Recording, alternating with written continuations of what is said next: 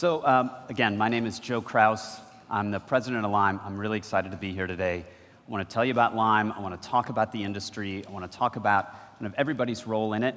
But first, let me give you a little bit of personal background on what my journey to Lime was. So I have 3 kids, 16, 12, and 10.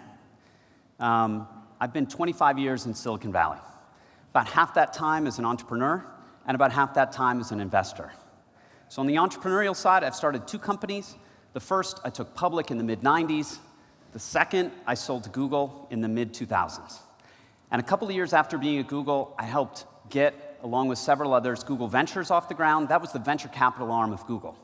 By the end of my decade there, we were investing $1 billion a year in startups all over the world, from healthcare to hardcore technology. My personal focus was really in the transportation space.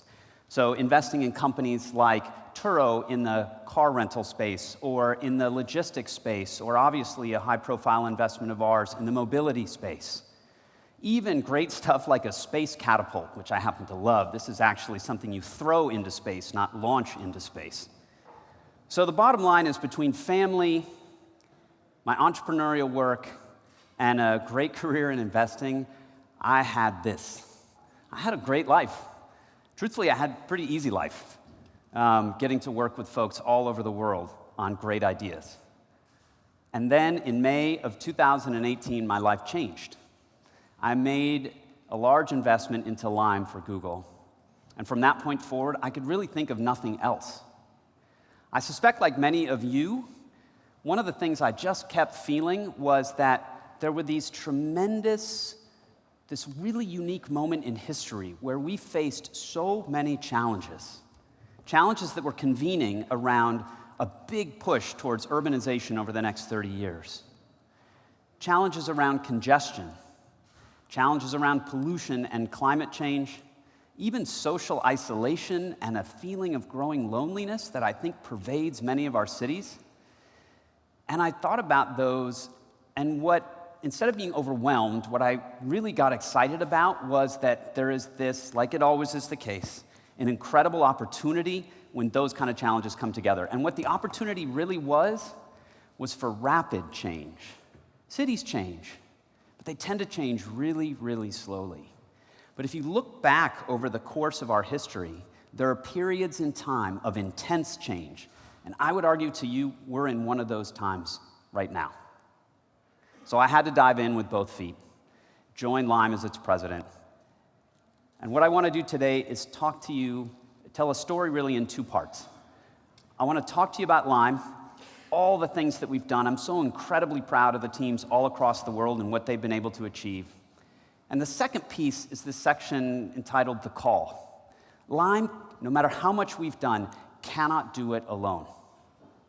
We cannot do it alone. There are places where our competitors need to come together. We need to collaborate and cooperate, because if we're going to have maximum impact, we need to work together on those areas. And I want to tell several stories and talk about what those lessons are and what we're going to do. I want to start out the section on Lime with gratitude and a word of thanks.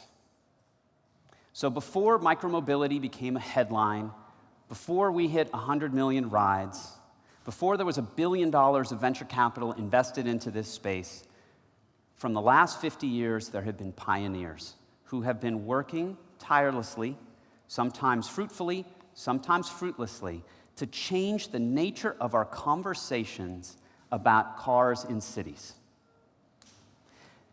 They advocated for bike lanes. They advocated for access to the public way. They changed the conversation. And what I really want to say to them is thank you. Like, we stand on their shoulders. This conference, this is a brand new industry, but this is not a brand new conversation. It's been happening. And I want to say thank you to them, because we wouldn't be here without them. And then the second thing I want to say is thank you to all of our competitors. I know that sounds weird, but they make us better.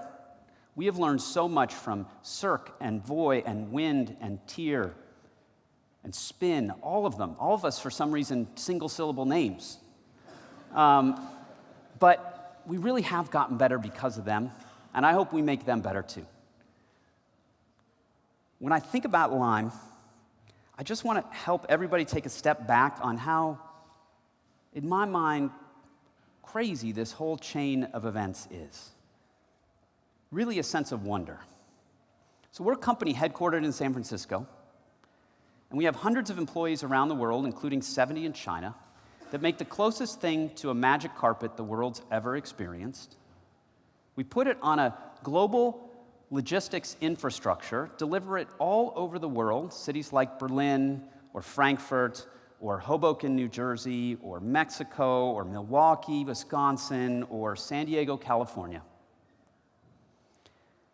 People take for granted the supercomputer in their pocket didn't exist 10 years ago. They use that and a communications infrastructure, which we now just assume is going to work anywhere in the world, to take an efficient ride for a couple of bucks. I mean, that whole chain, if you rewind the clock 15 years ago, was completely incomprehensible. It couldn't exist.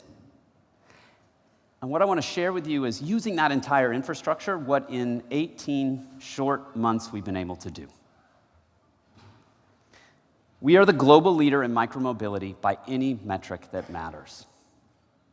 We've achieved the most rides, 100 million rides. And we've done it faster, 4 million of them in Germany, and we've done it faster than anyone else. Faster than the ride-sharing companies, and certainly faster than our brethren in micromobility. We operate in the most number of cities, 120 cities on 5 continents. We are in the most countries, 30 and counting. We have the biggest fleet by far. Our fleet's bigger than Federal Express. Our fleet's bigger than all the vehicles in the UPS fleet, a 100-year-old company, bigger than DHL in terms of global infrastructure. In 18 months, we have built a fleet larger than all of those. In one of our bigger cities, Paris, where we've given millions of rides, we've achieved 1% mode share, not for scooters, for Lime. 1% mode share on Lime in Paris. To give you a feeling of perspective, it took 25 years for bikes to get to 1% mode share. That's how fast Lime is growing. We're the #1 downloaded micromobility app in 21 countries. We have brand preference in almost all the cities in which we operate. And we're making money in the vast majority of the cities that we operate in. And why does that matter? I have a firm belief that lasting change in the world doesn't come from making a world-changing service. Durable change comes from making a world-changing business. So just to recap, the most rides, done the fastest, in the most cities, in the most countries, with the biggest fleet, and making money in the vast majority of our cities. All done in 18 months. And the thing I love is we really are just getting started. This is the beginning of micromobility. This is the beginning of Lime. So I'm incredibly proud of the work that our teams have done to make that happen. I am simply the spokesperson for what they've been able to do. Now I want to transition to this section, the call. As good as Lime is, as well as we have done, you can't do it alone. And I want to tell 3 stories about why. And at the end of each one, I want to call Lime and all of our brethren into collective action. I want to tell 3 stories. Story number 1. Year is 2015. The hottest product at the Consumer Electronics Show in Las Vegas was this. Anybody remember this? A lot of people remember this. It was the IO-Hawk hoverboard. It was a self-balancing scooter, didn't have a pole like a Segway. It was actually pretty expensive. But what it had was this. It was hyped. Why? For whatever reason, and I can't explain it, celebrities, rappers, top musicians, they all posted on social media them riding this vehicle. The tastemakers made this thing cool. And in response to that, dozens of companies you've never heard of created hoverboards. At its peak, it was estimated that there were 11,000 factories in China producing these things. They sold 2.5 million units in 6 months. So why on earth is it in the dustbin of history? Why? I'd argue it's two main reasons. The first is it really, if you think about it, wasn't useful enough. At its core, hoverboards were really a cure to boredom. But the biggest issue, and what killed it all, was this one: safety. In the first 6 months, there were 50 battery fires. 50. And the US Consumer Product Safety Commission declared this category an unsafe product. That's a problem. So why did that happen? It happened, there were no safety standards. There were no testing standards. That's a real problem. This is the Google Trends search volume for hoverboards. And you can see basically nobody cares anymore. Occasionally a blip at Christmas. So what's the lesson? I would argue that the lesson is no matter how hot the category, no matter how meteoric the rise, safety can humble you in a minute, in a flash. And what's so important to remember is that the public groups us all together. A safety incident for one is a safety issue for all. Now, I'd like to say we've done well, but the reality is Lime and all of us have had safety problems. Problems with batteries, problems with the mechanicals. And we gotta hold ourselves accountable. We absolutely have to. We could go the way of the hoverboard. This whole industry could go the way of the hoverboard. So my call is that we have to focus, obviously, on high-quality hardware, and we have to educate our riders with two specific things. One, I call upon Lime and all of us in the industry to work with an international standards body to create standards around batteries and mechanicals. We have to do it. We have to do it. And the second is we need to agree upon a curriculum for how we train riders. Because safety issues aren't just about the mechanicals, they're about how you use the vehicle. And as been said many times, such a small fraction of the world, less than 1%, has actually ridden one of these vehicles. We need to be part of the teaching. Story number 2. Many of you, I think, know this story. But 120 years ago, the world's cities were in crisis. And what kind of crisis was it? It was a crisis of poop. No doubt, a poop crisis. Besides walking, horses were the primary way that people got around cities, and goods moved through cities. And what's the problem with a horse? It produces 50 pounds of waste a day. 50 pounds. I was stunned when I saw that. Clearly, none of us own horses. Articles were written all over the world expressing the fear that people felt everywhere, which was literally they were going to be buried in shit. Well, along comes Henry Ford, didn't invent the car, obviously democratized it with this, the Model T, introduced in 1908. And what was amazing about the Model T is it had 3 things. Incredibly useful, did what a horse did and more. Really, probably most importantly, it didn't produce the primary product that the world was worried about at the time. And the second was it was cheap, or third was it was cheap. $360 in those days is less than $7,000 today. I don't think you can buy a new car for less than $7,000. What's amazing to me is 4 years after the introduction of the Model T, there were more cars than horses in New York City. 4 years. And 9 years after its introduction, 1917, the last horse-drawn trolley gets pulled out of New York City. Think about that for a second. They remade New York City in 9 years because of a single invention. That's what I was talking about earlier. Change can occasionally happen fast. It's that kind of technology, it's that kind of situation that changed the streetscape from looking like this to looking like this and setting those preconditions in about a decade. So what's the lesson? The crisis of the time was about waste. The biggest problem of our time today is the global climate crisis, by far. I have a 16-year-old son. You saw a photo of him at the beginning. He's asking me, and his entire generation is asking our generation why we haven't done more. 25% of the world's carbon is emitted by the transportation sector.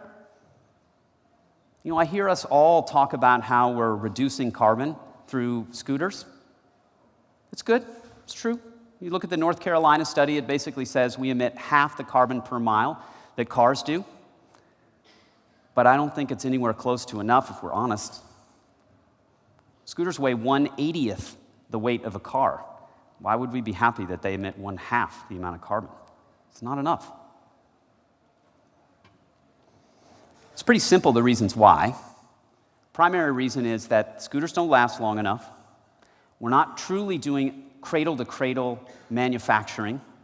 And then the last piece is we use too much carbon-based fuels in the operations of our business. People driving around in vans. So what's the call? I call on Lime and all of us. We have to be a part, a meaningful part, and do our part in the global climate crisis, which means to me two things. We must commit to full landfill diversion. 100% of our fleet has to be recycled or reused, 100%. And the second is we have to commit to renewable energy throughout the entire operation. We have to be a meaningful part of the solution. That's the lesson from the introduction of cars, in my opinion.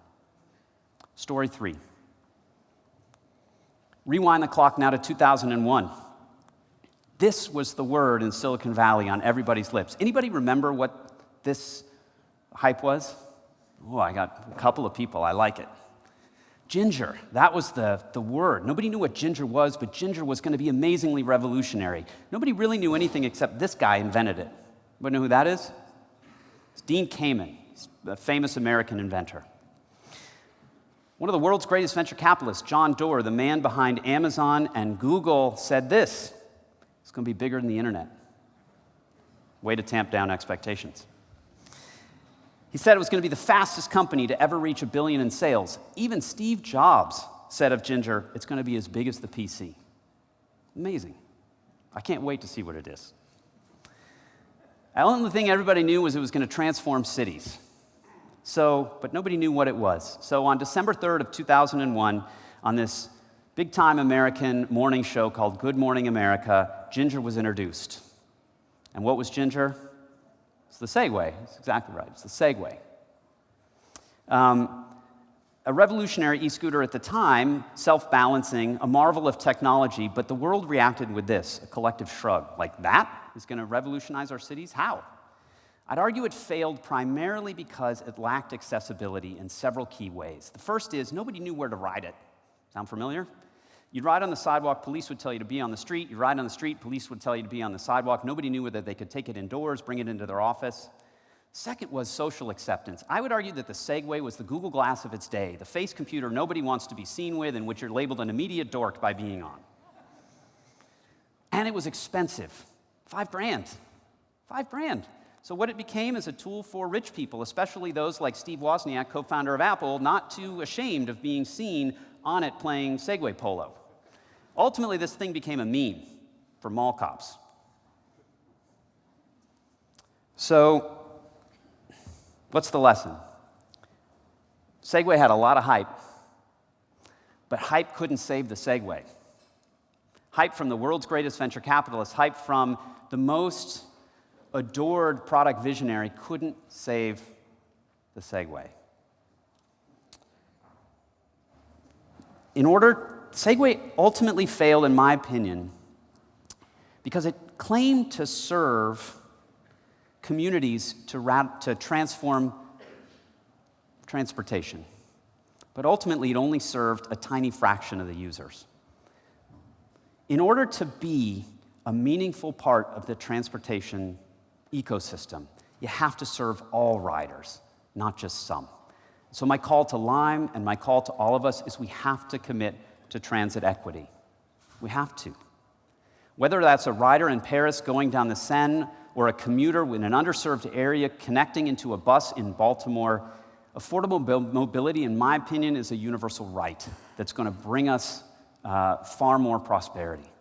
We must commit as an industry to transit equity, to serving all our communities, not just those that I believe we're mostly serving today. So I believe if we can do these three things, if we can commit to safety, if we can do our part in the climate crisis, and if we can serve communities equitably, we're on the cusp of rapid change in cities. 100% believe that.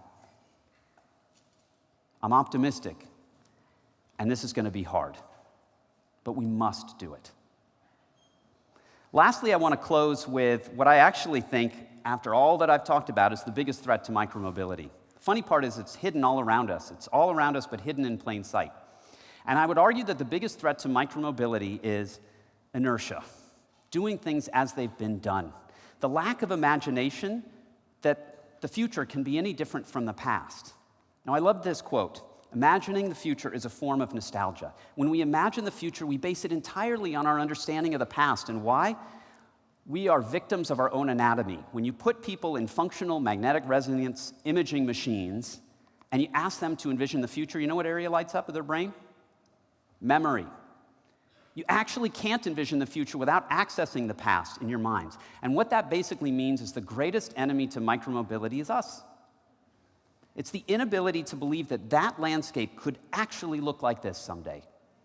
To believe that Times Square, which looks like this, could actually be that someday. Not a fantasy, actually be that way. But what gives me hope, and why I'm optimistic, is that we've literally done the unimaginable before. So thank you. I appreciate your time and look forward to meeting several of you afterwards.